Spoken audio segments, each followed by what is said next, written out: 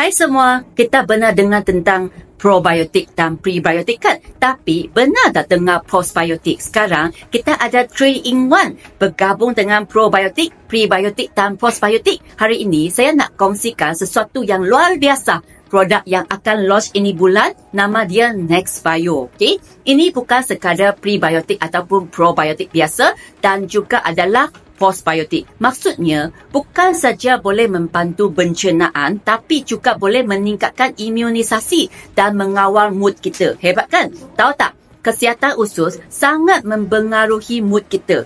Dalam usus kita, ada trilion bakteria baik yang membantu pencernaan, meningkatkan imunisasi dan paling penting, menghasilkan serotonin, bahan kimia gembira. Okay? Sebab itu, usus yang sihat boleh membantu mengawal anxiety, stres dan kemurungan. Kalau pasangan anda selalu marah-marah, selalu tatang gila, so mungkinlah ini sebabnya kan? Tak percaya?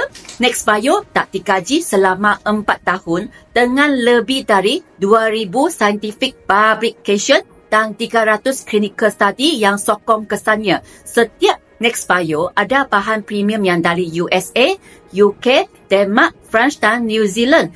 Memang bukan produk yang biasa-biasa. Okay, Nextbio dia membantu mengatasi perut kempung, sembelit. Maksud dia kita boleh kurus lah. Selain itu, kita boleh meningkatkan kesihatan kulit. Sebab bila sistem pencernaan sudah lancar, kulit pun lebih cantik, betul tak? Okay? Bukan itu saja, dia juga boleh membantu penyakit seperti eczema, Parkinson's dan sebab saintis tak buktikan usus kita boleh mengawal kita punya otak. Jadi, kalau nak kesihatan yang baik dari dalam hingga luar, Nextbio adalah pilihan yang terbaik. So, siapa yang nak cuba Nextbio? Sekarang, kita hanya ada pre-launching. Hanya ada limited set. So, jangan tunggu lama-lama.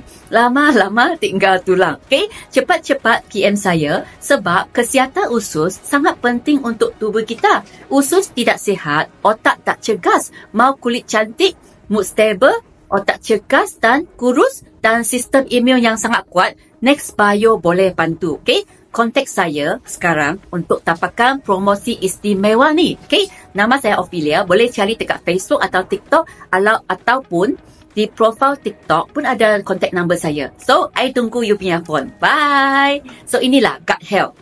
Gut Health dan kita akan launching di bulan Mei. Okay? So, see you. Bye-bye.